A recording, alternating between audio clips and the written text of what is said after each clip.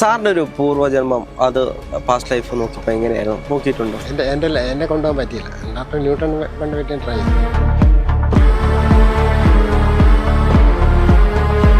ഈ past life റിഗ്രഷനൊക്കെ ചെയ്യുന്ന സമയത്ത് അത്ഭുതപ്പെടുത്തിയ എന്തെങ്കിലും അല്ലെങ്കിൽ നമ്മളെ ഏത് ലൈഫിലും പോകാം. ഈ ലൈഫിൽ പെണ്ണായിരിക്കും, ചിലപ്പോൾ അടുത്ത ലൈഫ് കാണാതിരിക്കും. ഇത് ഇവർക്ക് കാണാൻ കഴിയുമോ? ഞാനിതൊരു പാസ്റ്റ് ലൈഫ് റിഗ്രഷൻ ചെയ്തിട്ടില്ല. അപ്പോൾ അതുകൊണ്ട് ചിലർ സിനിമ കാണുന്ന പോലെ കാണും. മരിച്ചാൽ നിങ്ങൾക്ക് അടുത്ത ലൈഫ് എടുത്തില്ല. ഈ പഴയ ഷർട്ട് ഇട്ടിട്ട് നടക്കണമെന്ന് വരെ പറഞ്ഞു. നിങ്ങൾക്ക് പുതിയ ഷർട്ട് വാങ്ങിച്ചിട്ടുണ്ട്. സാറിൻ്റെ ഒരു പൂർവ്വജന്മം അത് പാസ്റ്റ് ലൈഫ് നോക്കിയപ്പോൾ എങ്ങനെയായിരുന്നു നോക്കിയിട്ടുണ്ടോ? എന്നെ കൊണ്ടുപോകാൻ പറ്റിയില്ല. ഡോക്ടർ ന്യൂട്ടൺ കൊണ്ടുപോയിട്ട് ട്രൈ ചെയ്തു. എന്നെ കൊണ്ടുപോകാൻ പറ്റിയിട്ടില്ല. അതൊരു 85% ആൾക്കാരെ പോകത്തുള്ളൂ പാസ്റ്റ് ലൈഫിലേക്ക്. അത് നമ്മുടെ ഗുരുക്കന്മാരുടെ സപ്പോർട്ട് വേണം. അതിൻ്റെ കാര്യം എന്തെന്നറിയാമോ? ഞാൻ ചില കാര്യങ്ങൾ സഫർ ചെയ്യാനായിട്ട് ചില കാര്യങ്ങൾ മനസ്സിലാക്കാനായിട്ടാണ് വന്നിരിക്കുന്നത്. അത് നേരത്തെ അറിഞ്ഞു കഴിഞ്ഞാൽ പിന്നെ അതിന് എഫക്റ്റ്. പക്ഷേ ചിലരാണെങ്കിൽ അവരുടെ കർമ്മ തീരാറുന്ന സമയത്തായിരിക്കും ഇത് കാണുന്നത്. They have already reached state of releasing from കർമ്മ. അങ്ങനെ വരുമ്പോൾ ചെറുത് കൂടുതൽ ആൾക്കാരും അങ്ങനെ വരും. പാസ്റ്റ് ലൈഫ് കാണുന്നത് ആണ്. ആ ഒരു ഇതാണ് ഇമ്പോർട്ടൻസ്. അപ്പം ഇത് ഞാനിപ്പോൾ അപ്പം പറയുന്നത്, ഇപ്പം ഈ സോൾ ഉണ്ടോയെന്ന് പറഞ്ഞാൽ തീർച്ചയായിട്ടും സോളുണ്ട്. അത് ഈ outer body experience DNA experience വെച്ച് മാത്രമല്ല പറയുന്നത്. ഇപ്പം നമ്മൾ റിഗ്രഷൻ ഈ world over they have A world organisation of past life regression therapist. പക്ഷേ ഇത് നമുക്ക് എത്രത്തോളം വിശ്വസിക്കാൻ പറ്റും ഈ പാസ്റ്റ് ലൈഫിൽ? ഇപ്പോൾ ഒരാൾ നമ്മുടെ മുന്നിലേക്ക് വന്നിരുന്നത് നിങ്ങളുടെ പൂർവ്വജന്മം ഇങ്ങനെ ആയിരുന്നു എന്ന് പറയുമ്പോൾ അത് അനുഭവം കൊണ്ട് പറ്റും. നമുക്ക് എത്രമാത്രം വിശ്വസിക്കാൻ പറ്റും? അനുഭവിക്കാൻ തരാണ്. അപ്പോൾ അനുഭവമാണെങ്കിലും അത് നമ്മൾ എങ്ങനെയാണ് ഇത് നമ്മുടെ പാസ്റ്റ് ലൈഫ് തന്നെയാണ്? ഒരു ഉദാഹരണം പറഞ്ഞുതരാം. ഞാനൊരു മെഡിക്കൽ സ്റ്റുഡൻറ്റിനെ റിഗ്രസ് ചെയ്യും. അത് വന്നതെന്ന് വെച്ച് കഴിഞ്ഞാൽ എനിക്ക് വളരെ ക്ലോസ് ആയിട്ടുള്ളൊരു ഇതായിരുന്നു. അപ്പോൾ ആ കുട്ടിക്ക് ഭയങ്കര തലവേദന, ഇൻ്റർമിറ്റൻറ്റ് ഹെഡേക്ക് ഇങ്ങനെ വന്നുകൊണ്ടിരിക്കും. മെഡിക്കൽ സ്റ്റുഡൻ്റ് ആയതുകൊണ്ട് കംപ്ലീറ്റ് ഇൻവെസ്റ്റിഗേഷൻ വാസ് ഡൺ. എല്ലാ ഇൻവെസ്റ്റിഗേഷൻ ചെയ്തു. Still the pain was continue. അങ്ങനെ ഇരിക്കുമ്പോൾ എൻ്റെ അടുത്ത് വന്ന് ഞാനന്ന് പാസ്റ്റ് ലൈഫ് ചെയ്തു. പാസ്റ്റ് ലൈഫ് ചെയ്തപ്പോഴത്തേക്ക് കണ്ടെന്ന് വെച്ചാൽ last life she was a slave, അടിമയായിരുന്നു. അപ്പോൾ എന്തോ പറഞ്ഞിട്ട് കേൾക്കാഞ്ഞിട്ട് മുതലാളി കയ്യിൽ നിന്ന് ഇരുമ്പ് ദണ്ടുകൊണ്ടൊരു അടി വെച്ച് കൊടുക്കാൻ തല പൊട്ടി. And she survived for after ഈ മെമ്മറി തിരിച്ച് വന്നു കഴിഞ്ഞപ്പോഴത്തേക്കും അത് നമ്മളത് എക്സ്പീരിയൻസ് ചെയ്യണം. റീലീവിങ് ഈസ് റിലീവിങ് എന്നാണ്. റീലീവിങ് ഈസ് ആ എക്സ്പീരിയൻസ് നമ്മുടെ മനസ്സിൽ റീലീവ് ചെയ്യുമ്പം അതിനകത്തുനിന്ന് നമ്മുടെ സോളിൽ നിന്ന് ഇതിലുള്ള ഒരു കണക്ഷൻ അങ്ങ് മാറും. ആ അറ്റാച്ച്മെൻറ്റ് പോയിട്ട് നമ്മൾ വി ആർ റിലീവ്ഡ് ഓഫ് ദീ symptoms. Action is complete relieved. അപ്പോൾ അതുകൊണ്ട് നമ്മുടെ തന്നെ ആയിരിക്കത്തില്ല. പിന്നീട് തലവേദന ഉണ്ടായിട്ടില്ല അവർക്ക്? ഇപ്പോൾ ഇത് ഇത്രയും പറഞ്ഞിട്ട് പോലും പറഞ്ഞൊക്കെ ഇൻട്രസ്റ്റ് വരുന്നില്ല. They are not interested in. അപ്പോൾ ഇപ്പോഴത്തെ എൻ്റെ ഏറ്റവും ഇത് പറയുന്നത് present doctors are not interested in healing. ഒരു പേഷ്യൻ്റ് ക്യൂർ ആകണമെന്നുള്ള അല്ല ഉണ്ടാക്കുന്നത്, അവർ സയൻറ്റിഫിക് മെത്തേഡാണോ നോക്കിയെന്നുള്ള ഇമ്പോർട്ടൻസ്. അതൊരു തെറ്റല്ലേ. നമുക്കൊരു ക്യൂർ കിട്ടുമെന്ന് പറഞ്ഞാൽ അത് അറ്റൻഡ് ചെയ്ത് നോക്കുന്നതിന് എന്താ പ്രശ്നം? അല്ല, നമ്മുടെ ടെക്നോളജി ഇത്രയും അഡ്വാൻസ് ആയിട്ട് നിൽക്കുന്ന സമയത്ത് നമ്മൾ എന്തിനാണ് ഒരു ഹീലിംഗ് അല്ലെങ്കിൽ അത്രത്തെ ഹീലർമാരുടെ അടുത്തേക്ക് പോകുന്നത് എന്നൊരു ചോദ്യമില്ലേ? ഹീൽ ചെയ്യാനായിട്ട് സിമ്പിൾ അല്ല, ഇത്രയും സിമ്പിൾ. പിന്നെ എന്തിനാണ് നമുക്ക് ഇത്രയും ടെക്നോളജി അല്ലെങ്കിൽ ഇത്രയും വലിയ എഫിഷ്യന്റ് ആയിട്ടുള്ള ഡോക്ടർമാർ എന്നുള്ള കാര്യങ്ങളിലല്ലേ ടെക്നോളജി ഇമ്പ്രൂവ് ചെയ്ത് വരുന്നത്. നമ്മൾ ഹീൽ ചെയ്യുന്നിടത്ത് ഹീൽ ചെയ്യണം. അത് ട്രാജഡിയാണ്. കാരണം എന്ന് വെച്ചാൽ ഞാൻ പറഞ്ഞത് ഇപ്പോഴത്തെ ഡോക്ടേഴ്സിൻ്റെ വേറൊരു എക്സാമ്പിൾ പറയുകയാണെങ്കിൽ അവർ ഈ കിണറ്റിനകത്ത തവളകളാണ്. ഇതേ ഉള്ളൂ നോളജ് ഫോർ ഹീലിംഗ് എന്ന് വെച്ച് കഴിഞ്ഞാൽ എന്താ പറ്റും? ആ കിണറ്റിൽ നിന്ന് വെളിയിലിറങ്ങിയാലേ ബാക്കി കാണാനൊക്കത്തുള്ളൂ. അല്ല, യഥാർത്ഥത്തിൽ ഹീലിംഗ് എന്ന് പറഞ്ഞാൽ എന്താണ്? ഇപ്പോൾ നമ്മൾ ഒരാളുടെ അടുത്ത് ചെന്നിരിക്കുമ്പോൾ നമുക്ക് ആശ്വാസം കിട്ടും, അതാണോ യഥാർത്ഥ ഹീലിംഗ്? ഹീലിംഗും ട്രീറ്റിംഗ് ആയിട്ട് ഡിഫറൻസ് എടുത്താൽ മതി. ഹീലിൽ റിസൾട്ട് ഉണ്ട്, ട്രീറ്റ്മെൻറ്റ് റിസൾട്ട് വരണമെന്നില്ല. ട്രീറ്റഡ് ചെയ്യും, ബാക്കി ദൈവത്തിൻ്റെ കയ്യിലാണ് എന്ന് പറഞ്ഞാൽ. അപ്പോൾ ഹീലിംഗ് ആണെങ്കിൽ നമുക്കൊരു റിസൾട്ട് വേണം, ഇതിലെ ഹീലിംഗ് ആകത്തുള്ളൂ. യഥാർത്ഥത്തിൽ ഹീലിംഗ് എന്ന് പറയുമ്പോൾ എന്താണ്? നിങ്ങൾ എന്ത് പ്രോബ്ലമായിട്ടാണ് വന്നാൽ അത് മാറണം, അത് മാറുക. അല്ലാതെ അല്ല, നിങ്ങൾ ആഗ്രഹിച്ചാൽ അതല്ലേ. അല്ല, പലപ്പോഴും നമ്മൾ കാണുമ്പോൾ ഒരാൾ വരുന്നു, കൈയെടുത്ത് തലയിൽ വെക്കുന്നു, അവർ പ്രശ്നങ്ങൾ സോൾവ് ആയി മാറുന്നു എന്നുള്ള രീതിയിൽ കാണുന്നുണ്ട്. അങ്ങനെ കൈയെടുത്ത് അതിനെ കഴിവ്. ഇപ്പം ഞാൻ റേക്കി കൈ വെച്ചിക്കല്ലേ റേക്കിയിലും അതല്ലേ സംഭവിക്കുന്നത്. അങ്ങ് റേക്കി പഠിച്ചിട്ടുണ്ടോ? ഞാൻ റേക്കി പഠിച്ചു, പ്രാക്ടീസ് ചെയ്തു, പാസ്റ്ററും കൂടെ. ഞാൻ ബാക്കിയുള്ളവർക്ക് റേക്കി ചെയ്യാനായിട്ടുള്ള അറ്റൈൻമെൻറ്റ് കൊടുക്കും. അപ്പോൾ അങ്ങ് എന്തുകൊണ്ടാണ് ഇത്തരത്തിലുള്ള മൊഡാലിറ്റിയിലേക്ക് പോകാനൊരു താല്പര്യം വന്നത്? അത് അല്ലെങ്കിൽ അങ്ങനെ ഒരു ഡോക്ടർ ആയിരിക്കുന്ന സമയത്ത് common problems it is highly effective. Common problems especially emotional problems. Emotional പ്രോബ്ലംസിന് ഡയഗ്നോസ്റ്റിക് ടെസ്റ്റ് വലുതായിട്ടൊന്നും ഞാനില്ല. എനിക്കറിയാൻ തന്നെ എൻ്റെ കൂടെ ഒരാളുണ്ടായില്ല. ഇമോഷൻസിന് എന്തുമാത്രം ചെയ്യുമെന്ന് എനിക്കറിയാമല്ലോ. അവർ റേക്ക് ചെയ്യാമെങ്കിൽ ഭയങ്കര. ഫോർ എക്സാമ്പിൾ ഞാനൊരു ഹോസ്പിറ്റലിൽ ചെന്നപ്പോഴത്തേക്കും ഹസ്ബൻഡിന് ഓപ്പറേഷനാണ്. വൈഫ് ചെറിയൊരു ടെൻസായിട്ടുള്ള ലേഡിയാണ് പൊതുവേ. അപ്പോൾ അവിടെ ഞാൻ 2 ദിവസമായിട്ട് ഉറക്കമില്ലാന്ന് പറഞ്ഞു. അപ്പോൾ ഞാൻ അവിടെ വെച്ച് തന്നെ ഞങ്ങൾക്ക് 21 പോയിൻറ്റ്സാണ് ബോഡിയിൽ ടോട്ടലായിട്ടുള്ളത് സാധാരണ. പിന്നെ ബാക്കി അസുഖങ്ങളനുസരിച്ച് മാറി മാറി വെക്കാം. അപ്പോൾ തലയിൽ മെയിനായിട്ട് കുറച്ച് പോയിൻറ്റ്സ് ഉണ്ട് തലയിൽ. അപ്പം ബ്രെയിൻ റിലേറ്റഡ് ആയതുകൊണ്ട് ഞാൻ തലയിലെ പോയിൻറ്റ്സ് മാത്രം അവിടെ വെച്ച് റേക്കി കൊടുത്തു. ഒരു റേക്കിയുടെ ഒരു പൊസിഷൻ നമ്മൾ സാറിന് മിനിമം 3 മിനിറ്റ്സാണ് വെക്കുന്നത്. അപ്പോൾ ഒരു 5 പോയിൻറ്റ് ചെയ്തെങ്കിൽ 15 മിനിറ്റ്, അല്ലെങ്കിൽ 6 പോയിൻ്റ് ആണെങ്കിൽ 6-3 15. അപ്പോൾ അത് ചെയ്തിട്ട് ഷീയുടെ wonderful sleep that day. Next day ആണ് ഓപ്പറേഷൻ. ഇതുവരെ ഉറങ്ങായിരുന്നു എന്ന് പറഞ്ഞു. അത് ശരിയാണോ തെറ്റാണോ ഞാൻ കള്ളം പറയുന്നതിൻ്റെ വേറൊന്നും അറിയണ്ട. She came with 2 children to learn reiki. 2 കുട്ടികളെ പ്രസവിച്ചിട്ട് അവരെ അല്ല, പ്രസവിച്ചല്ല, അവരുടെ കുട്ടികൾ 2 കുട്ടികൾ അവർക്കുണ്ട്. ആ കുട്ടികൾ 10 വയസ്സ് കഴിഞ്ഞ് 10 വയസ്സ് കഴിഞ്ഞാൽ നമ്മൾ സാറിന് പഠിപ്പിക്കാറുള്ളൂ. ആ കുട്ടികളായിട്ട് അവർ റേക്കി പഠിക്കാൻ വന്നു. ബെനിഫിറ്റ് അവർ അനുഭവിച്ചതുകൊണ്ടല്ലേ വന്നേ, അല്ലാതെ ഒരാളെ റേക്ക് ചുമ്മാ നമ്മൾ പറഞ്ഞു വെച്ചാൽ വരില്ലായിരുന്നു. ആരെങ്കിലും നമ്മുടെ അടുത്ത് വന്നിട്ടുണ്ടെങ്കിൽ അവർക്ക് അനുഭവം നമ്മൾ കൊടുക്കണം. അപ്പം നമ്മളിപ്പോൾ പലരും ചെന്നിട്ട് പറഞ്ഞായിട്ട് കാര്യമില്ല. ഞാൻ തന്നെ തുടങ്ങിയെന്ന് വെച്ചാൽ ഞാൻ എൻ്റെ ട്രാൻസ്ഫർ മെഡിറ്റേഷൻ ഗ്രൂപ്പിലുള്ളൊരു ആളാണ് എൻ്റെ അടുത്ത് വന്നത് ഇതുമായിട്ട്. വന്നിട്ട് എൻ്റെ അടുത്ത് പറഞ്ഞു, ജീഷ റേക്ക് പഠിക്കണം. ഞാൻ പറഞ്ഞു ഇതൊക്കെ ചെയ്യുന്നില്ലേ, അത് മതിയെന്ന് പറഞ്ഞു. അല്ലാതെ വേണ്ട എന്ന് വെച്ചാൽ ഞാൻ ജസ്റ്റ് ക്ലോക്കിൽ നിന്ന് മാറ്റിയ ഒരു സെല്ല് കിടപ്പുണ്ടാകും ബാറ്ററി.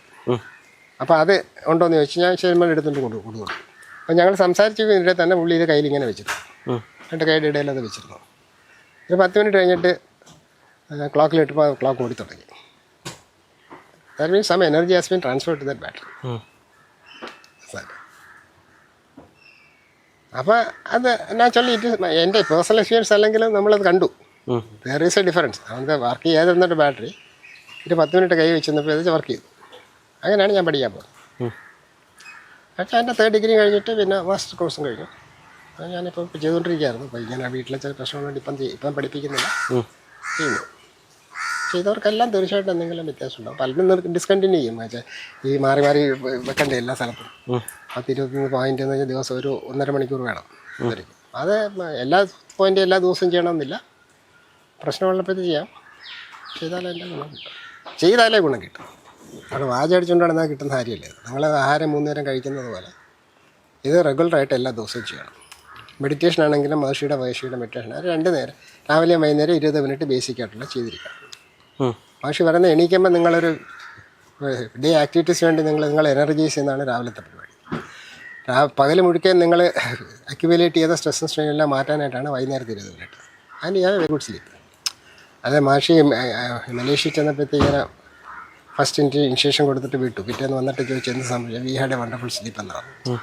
അപ്പോൾ പക്ഷേ നിങ്ങളെ ഞാൻ എവേക്കൻ ചെയ്യാൻ വന്നിട്ട് നിങ്ങളെ കുറയ്ക്കുന്നതാണ് പറയുന്നത്. അതാണ് നിങ്ങളുടെ വാട്ട് എവർ ഈസ് ഇമ്പോർട്ടൻറ്റ്. നിങ്ങളൊരു ഫോർ എക്സാമ്പിൾ നിങ്ങൾ ഒരു ദിവസം നിങ്ങൾക്ക് ഉറങ്ങാൻ പറ്റിയില്ല. സാധാരണ 8 മണിക്കൂറെങ്കിൽ നിങ്ങൾ അന്ന് 4 മണിക്കൂർ ഉറങ്ങുകയാണ്. അപ്പോൾ ഉറക്കക്ഷീണം കാണും. പക്ഷേ രാവിലെ നിങ്ങൾ 20 മിനിറ്റ് മെഡിറ്റേറ്റ് ചെയ്യുമ്പോഴത്തേക്ക് ആ ക്ഷീണം കാണത്തില്ല. ഇതിന് എക്സസീവ് വർക്ക് ചെയ്യുന്ന ദിവസമാണ് കുറച്ച് കൂടി ക്ഷീണം. ഇൻ ബിറ്റ്വീൻ ഒരു 10 മിനിറ്റ് ചെയ്യാം, മാറി കിട്ടും. പക്ഷേ നമ്മളിൽ ഏറ്റവും പ്രധാനമായിട്ട് നമുക്ക് എൻ്റെ ഒരു എക്സ്പീരിയൻസ് പറയുന്നത് പണ്ട് പരീക്ഷയ്ക്ക് പഠിച്ചുകൊണ്ടിരിക്കുന്ന സമയത്ത് ഉച്ചയ്ക്ക് ആഹാരം കഴിക്കുന്നതിന് മുമ്പ് ഞാൻ നേരെ 10 മിനിറ്റ് മെഡിറ്റേറ്റ് ചെയ്യും. അപ്പോൾ ആഹാരം കഴിഞ്ഞിട്ട് ഉറക്കം വരില്ല. റെഗുലറായിട്ട് ചെയ്തുകൊണ്ട സമയത്ത് അങ്ങനെയാണ്. പലരും ഞാൻ ചോദിക്കുന്നത്, എൻ്റെ അടുത്ത് പലരും ചോദിക്കുന്നത്, നിങ്ങളിതൊക്കെ ഒരു അസുഖം വരുമ്പോൾ നിങ്ങൾ എന്ത് ചെയ്തു, ഇത് ചെയ്താൽ മതി. എൻ്റെ പേഴ്സണൽ എക്സ്പീരിയൻസ് വെച്ചാൽ എനിക്ക് ഒരു ദിവസം നല്ലൊരു സിവിയർ കോളിക്ക്, റീനൽ കോളിക്ക്, കല്ല്. ഈ സൈഡിൽ കൈ വെച്ചപ്പോൾ ഇവിടെ കല്ല് പോലിരിക്കുകയാണ്. മസിലെല്ലാം ഫുൾ കൺട്രാക്ഷനാണ്. അത്ര സിവിയർ പെയിനായിരുന്നു. ഞാനങ്ങനെ കിടന്നപ്പോഴത്തേക്കും വൈഫ് വന്ന് വെള്ളം ഉണ്ടാക്കി. ഞാൻ പറഞ്ഞ അച്ഛനെ ഫോൺ ചെയ്യാൻ പറഞ്ഞിട്ട് ഫോൺ ചെയ്യാൻ പോയപ്പോഴത്തേക്ക് ഞാൻ പതുക്കെ മെഡിറ്റേറ്റ് ചെയ്യാൻ തുടങ്ങി. മെഡിറ്റേറ്റ് ചെയ്ത് തുടങ്ങി ഒരു കുറച്ച് ഒന്ന് പറഞ്ഞു കഴിഞ്ഞപ്പോഴത്തേക്കും ഈ ബോഡിയിൽ ഒരു ഹോൾ ബോഡി വൈബ്രേഷൻ, ഇങ്ങനെ കറണ്ട് സംതിങ് ഈസ് പാസിങ്, ഒരു വേവിയിൽ ഇങ്ങനെ പൊക്കോണ്ടിരുന്നത്. ഒരു 5 മിനിറ്റ് 10 മിനിറ്റ് അങ്ങനെ നിന്ന് വേദന അങ്ങ് പോയി. അപ്പം അങ്ങനെയും സംഭവിക്കാം. എല്ലാ തവണയും മെഡിറ്റേറ്റ് ചെയ്ത് വേദന മാറുന്നൊന്നും ഞാൻ പറയുന്നില്ല. എൻ്റെ പേഴ്സണൽ എക്സ്പീരിയൻസ് കൊണ്ട് സംഭവിച്ചു. സാർ അത് എപ്പോഴാണ് ഗുണം കിട്ടുക, എപ്പോഴാണ് വെച്ചാൽ നിങ്ങളുടെ അതിനകത്തുള്ള കമ്മിറ്റ്മെൻ്റ് അനുസരിച്ച്. നിങ്ങൾ കമ്മിറ്റഡ് ആണെങ്കിൽ അത് കിട്ടിയിരിക്കും. അതുപോലെ ഒരു സമയം കാലിൽ നിരയായിട്ട് വന്നപ്പോഴത്തേക്കും ഏതാണ്ട് ഗുളിക കണ്ട് ഞാനങ്ങനെ ഗുളിയൊന്നും അധികം കഴിക്കുന്ന കൂട്ടത്തിലല്ല. അപ്പം ഇത് ഏരിയയിൽ അറ്റൻഷൻ കൊടുത്തുകൊണ്ട് മെഡിറ്റേറ്റ് ചെയ്തപ്പോഴത്തേക്കും നീര് കുറഞ്ഞു. ഇപ്പം ഒന്നും അങ്ങനെ വലുതായിട്ട് ചെയ്യുന്നില്ല. പക്ഷെ അന്നൊക്കെ നമ്മൾ ചെയ്യുമായിരുന്നു. അതിന് കുറച്ചും കൂടെ ഒരു ഇപ്പോൾ സാറ് കുറേ വർഷമായിട്ട് ഇത്തരത്തിൽ പാസ്റ്റ് ലൈഫ് റിഗ്രഷനൊക്കെ ചെയ്യുന്നുണ്ട്. ഈ പാസ്റ്റ് ലൈഫ് റിഗ്രഷനൊക്കെ ചെയ്യുന്ന സമയത്ത് അത്ഭുതപ്പെടുത്തിയ എന്തെങ്കിലും, അല്ലെങ്കിൽ നമുക്കൊരു ഇൻട്രസ്റ്റിംഗ് തോന്നിക്കുന്ന പാസ്റ്റ് ലൈഫുകൾ അങ്ങനെ എന്തെങ്കിലും കണ്ടിട്ടുണ്ടായിരുന്നോ ആരെങ്കിലും? അത് പലരുടെയും ലൈഫുണ്ട്. ഞാനൊരു മുസ്ലിം പെൺകുട്ടിയെ ഞാൻ റിഗ്രസ് ചെയ്തപ്പോഴത്തേക്കും പാസ്റ്റ് ലൈഫിൽ ഷീവസ് നല്ല ചെത്തി നടക്കുന്ന ഒരു ക്രിസ്ത്യൻ കേളായിരുന്നു. അപ്പോൾ ഇതൊക്കെ ചെയ്യുമ്പോൾ ഒരു അഡ്വാൻറ്റേജാണ് ഇതിനകത്ത്. യു ബിക്കം, നിങ്ങൾ ക്രിസ്ത്യനായിരിക്കും, മുസ്ലിം ആയിരിക്കും, നിങ്ങൾ ഇന്ത്യക്കാരനായിരിക്കും, അമേരിക്കക്കാരനായിരിക്കും, ആഫ്രിക്കക്കാരനായിരിക്കും, ഏത് ലൈഫിലും പോകാം. ഈ ലൈഫിൽ പെണ്ണായിരിക്കും, ചിലപ്പോൾ അടുത്ത ലൈഫ് ആണായിരിക്കും. സാറേ, കഴിഞ്ഞ ലൈഫ് ആണായിരുന്നിട്ട് ഇപ്പോൾ പെട്ടെന്ന് പെണ്ണാണെങ്കിൽ നിങ്ങൾക്ക് ആ ഇൻഡിവിജ്വലിൽ കൂടുതലൊരു പുരുഷൻ്റെ ഒരു സ്വഭാവം കാണും. കൂടുതലും ആ പാസ്റ്റ് ലൈഫിൽ കൂടുതലും പുരുഷനായിട്ടാണ് അന്നത്തെ പെട്ടെന്ന് സ്ത്രീയിലാണെങ്കിൽ they will be dominating and they will be more capable of doing things. അതാണ് എൻ്റെ കാര്യം. അത് നമുക്കറിയാതെ ഇതായിട്ട്. ഞാനൊരു ലേഡിയെ മാത്രമാണ് കുറച്ച് കൂടുതലും അവിടെ ചെയ്തിട്ടുള്ളത്. അവരെന്താ ഓൺലൈൻ ഷിയോസെ അവരുടെ എയർപ്ലെയിൻ എയർഫോഴ്സിലെ പൈലറ്റായിരുന്നു. അങ്ങനെ പല പല ലൈഫായിട്ട്. പിന്നെ നമ്മുടെ റിലേഷൻസ് ചിലപ്പോൾ ഹീൽ ചെയ്യും ഭയങ്കരമായിട്ട്. അവളിപ്പോൾ ഭയങ്കര ശത്രുവായിട്ടിരിക്കുന്ന ഒരാളാണ്. പക്ഷേ അത് നമ്മൾ മനസ്സിൽ ഉറപ്പിച്ചുകൊണ്ട് പാസ്റ്റ് ലൈഫിൽ പോകാമെങ്കിൽ കഴിഞ്ഞ ലൈഫിൽ ഇവർ തമ്മിലുള്ള റിലേഷൻഷിപ്പ് എന്താണ്. അപ്പോൾ ചിലപ്പോൾ കാണുന്നത് ഇവരായിരിക്കും അവർ കൂടുതൽ ഉപദ്രവിച്ചിട്ടുണ്ട്. ഇപ്പം തിരിച്ചാണെങ്കിലും പ്രീവിയസ് ലൈഫിൽ തിരിച്ചായിരുന്നു. ഇത് ഇവർക്ക് കാണാൻ കഴിയുമോ? ഞാനിതൊരു ചെയ്തിട്ടില്ല. ചിലർ സിനിമ കാണുന്ന പോലെ കാണും. ഞാൻ തന്നെയാണോ യഥാർത്ഥത്തിൽ അത് കാണുന്നത്? എനിക്ക് കാണാനൊന്നുമില്ല. നിങ്ങൾക്ക് ഞാൻ ഡയറക്ഷൻ തരും, നിങ്ങളതനുസരിച്ച് ഷിഫ്റ്റ് ചെയ്ത് എന്താ വിഷ്വലൈസ് ചെയ്യുന്നത്, അല്ലെ എന്താ തോന്നുന്നത്. ഒരു ലേഡി ഡോക്ടർ ചെയ്തപ്പോഴത്തേക്കും ചില ശബ്ദങ്ങളെ അവർ കേൾക്കുന്നുള്ളൂ. ഷീ ഡിന്നോ എക്സാക്ട്ലി എന്താ കാപ്പിന്ന് അറിയത്തില്ല. പെട്ടെന്ന് സൈഡിൽ കൂടെ ഒരു എന്നൊക്കെ പോകുന്നത്. Then she realise it is യുദ്ധത്തിൽ ആരോസ് പോയിക്കൊണ്ടിരിക്കുക. അപ്പോൾ അങ്ങനെ ആ ശബ്ദം വെച്ച് മാക്കിയിട്ട് എന്നിട്ട് ആരും കണ്ട് ഇവിടെ ഒന്നുണ്ട്. അപ്പോൾ she was having pain in the chest കുറേ നാളായിട്ട്. അപ്പോൾ അത് മാറി. അപ്പം അങ്ങനെയുള്ള ചേഞ്ചസ് വരുന്നു ആയിട്ട്. ഒരുപാട് ഹീലിംഗ് നന്നായിട്ടുണ്ടായിട്ടുണ്ട് പലർക്കും. എൻ്റെ ഏറ്റവും അടുത്ത എനിക്ക് നല്ലൊരു റെസ്പോൺസ് കിട്ടിയതൊരു ലേഡിയുണ്ട്. കൂടുതലും പുരുഷന്മാരെക്കാളും കൂടി ലേഡീസാണ് ഇതിനെപ്പറ്റി ക്യൂരിയസ് ആയിട്ട് വരുന്നത് കേട്ടോ. വരാറില്ല, അവർക്കത്തെ ഒരു ക്ഷീണം പോലെയാണ്. അപ്പോൾ അങ്ങനെ ചെയ്യുമ്പോഴത്തേക്ക് she had lot of family problems. Husband പെട്ടെന്ന് മരിച്ചു. അപ്പോൾ അങ്ങനെ വന്നപ്പോഴത്തേക്കും ഒരു പബ്ലിക്കിൻ്റെ ഇടയിൽ പോകാനൊരു പേടി. സൈക്കാട്രിസ്റ്റും കൗൺസിലിങ്ങും ബാക്കി കാര്യങ്ങളെല്ലാം നടന്നുകൊണ്ടിരിക്കുകയാണ്. കാര്യമായിട്ട് ഗുണമൊന്നും ഉണ്ടായില്ല. അവസാനം എൻ്റെ അടുത്ത് വന്ന് റേക്കി പഠിച്ചു. റേക്കി പഠിച്ചു കഴിഞ്ഞപ്പോൾ ഞാൻ പറഞ്ഞു now we can do many things. അപ്പോൾ അങ്ങനെ വരുമ്പോഴത്തേക്കും അത് കഴിഞ്ഞിട്ട് ഞാൻ പതുക്കെ പരിചയം വന്നതുകൊണ്ട് ഞാൻ പാസ്റ്റ് ലൈഫ് ചെയ്തു. എക്സാക്റ്റ് എന്താ കണ്ട, പക്ഷേ ഒരു ലോണർ ഇങ്ങനെ തനിച്ചിങ്ങനെ നടന്നുകൊണ്ടിരിക്കുക കാട്ടിൽ കൂടെ എവിടെ കൂടെ ഒരു വാണ്ടറിങ് ലൈഫായിരുന്നു. ഞാൻ പെട്ടെന്ന് തന്നെ മരിച്ചു കഴിഞ്ഞിട്ട് മരണവും പ്രത്യേക ഒരു ഡെഡ് ബോഡി അങ്ങനെ പ്രത്യേകം ആരും സംസ്കരിച്ചൊന്നുമില്ല, അങ്ങനെയൊക്കെ ഒരു ഇതാണ്. പക്ഷേ എന്തൊക്കെയായാലും ശരി, അത് കണ്ടു കഴിഞ്ഞ് കഴിഞ്ഞപ്പോഴത്തേക്കും ആ ആഴ്ച തന്നെ she started going for public functions. മറ്റേ പബ്ലിക് ഫങ്ഷൻ പോലെ വീട്ടിൽ വലിയ ഇറങ്ങാതിരിക്കുകയാണ്. അതിൻ്റെ ഈ റേക്ക് ചെയ്തപ്പോൾ എൻ്റെ അടുത്ത് പറഞ്ഞാൽ ഇനി വൈകുന്നേരം 4 മണിക്ക് ചായ കിട്ടില്ലെങ്കിൽ ഭയങ്കര പ്രശ്നമാണ്. ഞാൻ പറഞ്ഞാൽ റേക്കി പഠിച്ചല്ലേ, അപ്പോൾ നമുക്ക് കുറച്ചുകൂടെ നിയന്ത്രിക്കാൻ പറ്റും. And she did it. അന്ന് ചായ കുടിക്കാതെ നോക്കി, വലിയ പ്രശ്നം ഉണ്ടായില്ല. അതാ നമുക്ക് പറ്റത്തില്ല എന്ന് പറയുന്ന പല കാര്യങ്ങളും നമ്മൾ വിചാരിച്ചിട്ട് അത് മാറണം വിചാരിച്ചിട്ടാണ് നമ്മൾ തുടങ്ങുന്നതെങ്കിൽ മാറ്റാൻ പറ്റും. സാറേ, റേക്കി അല്ലാതെ വേറെ ഹീലിംഗ് മൊഡാലിറ്റീസ് വല്ലതും നോക്കിയതോ പിന്നീട്? അല്ല, യോഗ മെഡിറ്റേഷനാണ് പിന്നാണ് റേക്കി വന്നത്, പിന്നാണ് പാസ്റ്റ് ലൈഫിലോട്ട് വന്നത്. അതിലാണ് പ്രധാനമായിട്ട് വന്നത്. ഇപ്പോൾ ഈ നിയർ ഡെത്ത് എക്സ്പീരിയൻസ് ആണെങ്കിൽ പോലും സാർ ആദ്യമേ വന്നപ്പോൾ കോട്ടയത്തുള്ള ഒരാളുടെ കാര്യം പറഞ്ഞിരുന്നു. അപ്പോൾ ഇത്തരത്തിലുള്ള ആളുകൾ യഥാർത്ഥത്തിൽ അവേക്കനിങ് ചെയ്യുമ്പോൾ കാണുന്ന കാര്യങ്ങളും യാഥാർത്ഥ്യമാണ് എന്ന് വിശ്വസിക്കുന്നുണ്ടോ? അവരുടെ അനുഭവമില്ല, അവരില്ല കണ്ടത് കൃത്യമായിട്ട്. അവർക്ക് നേരത്തെ പരിചയമില്ല. ഞാൻ പറഞ്ഞ ഡോക്ടർ വൈദ്യനാഥൻ്റെ കാര്യമാണ്. സാറ് ബുക്ക് എഴുതിയിട്ടുണ്ട്. ആ ബുക്ക് വാങ്ങിക്കുന്നത് നല്ലത് കേട്ടോ. ഇന്ത്യൻ ലിറ്ററേച്ചർ ചിലപ്പോൾ അല്ലാതെ കിട്ടുമായിരിക്കും, ആമസോണിൽ കിട്ടും. റോക്കി മൈ സൈലന്റ് മെന്റർ എന്നാണ്. സാറ് ഡീറ്റെയിൽ ആയിട്ട് സാറ് എക്സ്പീരിയൻസ് ചെയ്തിട്ടുണ്ട്. വേറെ ആരും ഞാൻ എത്ര ഡീറ്റെയിൽ ആയിട്ട് കണ്ടിട്ടില്ല. സാറ് വളരെ ക്ലിയർ ആയിട്ട് ചെയ്തിട്ടുണ്ട്. എന്നിട്ട് ഡോക്ടർ അന്വേഷിച്ചുകൊണ്ടിരിക്കുകയാണ് സോണിൽ. ഞാൻ സാറിൻ്റെ അടുത്ത് ചോദിച്ചു, സാർ ഇത് കണ്ടതിന് ശേഷം സാറിൻ്റെ അപ്രോച്ച് ടു ലൈഫ് എങ്ങനെയാണെന്ന് ചോദിച്ചു. It is dramatic. നല്ല ലാംഗ്വേജാണ്, ബ്യൂട്ടിഫുൾ ലാംഗ്വേജ്. അതൊക്കെ അപ്രോപ്രിയേറ്റ് വേർഡ് അപ്രോപ്രിയേറ്റ് പ്ലേസിൽ ഉപയോഗിച്ചിരിക്കും സാർ. അങ്ങനെ ഞാൻ പിന്നെ വായിച്ചിട്ടുള്ള നിരഞ്ജൻ ചൗധരിയുടെ ബുക്ക്. സാറിൻ്റെ അതൊരു വല്ലാത്ത അനുഭവമായിപ്പോൾ എനിക്ക്. ഈയിടെ ഞാൻ അങ്ങനെ വലുതായിട്ട് വായിക്കരുത്. സാറിൻ്റെ ബുക്ക് കിട്ടിയാൽ ഒരാഴ്ച കൊണ്ട് തന്നെ വായിച്ചു ചേർത്തു. 600 രൂപയുണ്ട്. അപ്പോൾ 60 പേജസ് ഉണ്ടായിരുന്നു. Beautiful book. സാറ് ഇതെല്ലാം അറിഞ്ഞു കഴിഞ്ഞപ്പോൾ ഇപ്പോൾ എങ്ങനെയാണ് ജീവിതത്തെ കാണുന്നത്? അല്ലെങ്കിൽ നമ്മളെപ്പോഴും ജീവിതത്തിന്റെ പർപ്പസ് എന്താണ് എന്ന് നോക്കി കാണുന്ന ആളുകളാണ് എല്ലാവരും. സാറിന് പിന്നീട് ഇതെല്ലാം പഠിച്ച് ഈ നിമിഷം ഇപ്പോൾ എന്താണ് തോന്നുന്നത് ജീവിതത്തെ പറ്റി? അല്ല, വരുന്നത് അതുപോലെ അക്സെപ്റ്റ് ചെയ്യാം. നമ്മൾ റെസിസ്റ്റ് ചെയ്യാനോ ഇത് ചെയ്യാനോ പോരുത്. ചില കാര്യങ്ങൾ നമ്മൾ പറയും, ഇങ്ങനെ പറയാമെങ്കിലും ചില സമയത്ത് നമ്മൾ റിയാക്ട് ചെയ്യും. റിയാക്ട് ചെയ്തിരിക്കാനും നോക്കത്തില്ല. നമ്മൾ ഈവൻ നേച്ചർ നിൽക്കുന്നിടത്തോളം കാലം ഇപ്പം അത് അമരാന്തയെ പോകണമെങ്കിൽ നമുക്ക് ഒരാളെ ചെല്ലുമ്പം പിന്നെ മേരെടുത്ത് ദേഷ്യപ്പെടും നമുക്ക് കാണാം. പക്ഷേ അത് ഉള്ളി എക്സ്റ്റേണൽ, അമ്മയുടെ ഉള്ളിനകത്ത് ഒരു വ്യത്യാസം വന്നിട്ടുണ്ടാവില്ല. ആ ദേഷ്യം ഉള്ളിലില്ല, അതാണ് അടുത്ത വ്യത്യാസം. അപ്പോൾ എനിക്ക് ദേഷ്യം വന്നാലും it gets away within A few minutes. അതാണ് ഞാൻ പറ്റും. മറ്റാണെങ്കിൽ മറ്റെനിക്കറിയാം, കോളേജ് പഠിക്കുന്ന സമയത്ത് കൂട്ടുകാരെല്ലാം കൂടെ എൻ്റെ അടുത്തൊരു പ്രശ്നം വന്നതിന് ശേഷം എനിക്ക് 2-3 ആഴ്ച ഉറങ്ങാൻ പറ്റിയിട്ടില്ല. ഇപ്പം അങ്ങനെയൊന്നുമില്ല. ഇപ്പം അന്ന് തന്നെ ഞാൻ പോയി കിടന്നു പോയിട്ട്. അതാണ് difference. You keep your mind clear.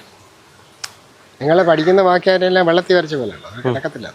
അല്ല, നമ്മളിതെല്ലാം പഠിക്കുമ്പോൾ നമുക്കൊരു ഇപ്പോൾ റേക്കി ആണെങ്കിൽ പോലും നമുക്ക് പഠിക്കുമ്പോൾ ഒരു ശക്തി വന്നതായിട്ട് പല ആളുകളും പറയുന്നില്ല. റേക്കിക്ക് അത് ശക്തി വരുന്നില്ല. റേക്കിക്കകത്ത് ഇമ്പോർട്ടൻ്റ് ആയിട്ട് വരുന്നത് വെച്ച് കഴിഞ്ഞാൽ റേക്കിയിൽ you are only a channel. Energy passes through. ആ പാസ് ചെയ്യാൻ വേണ്ടിയിട്ടുള്ള നിങ്ങളുടെ ചാനൽസിനെ ഓപ്പൺ ചെയ്യാണ് നമ്മൾ ഇനിഷ്യേഷൻ കൊണ്ട് ചെയ്യുന്നത്.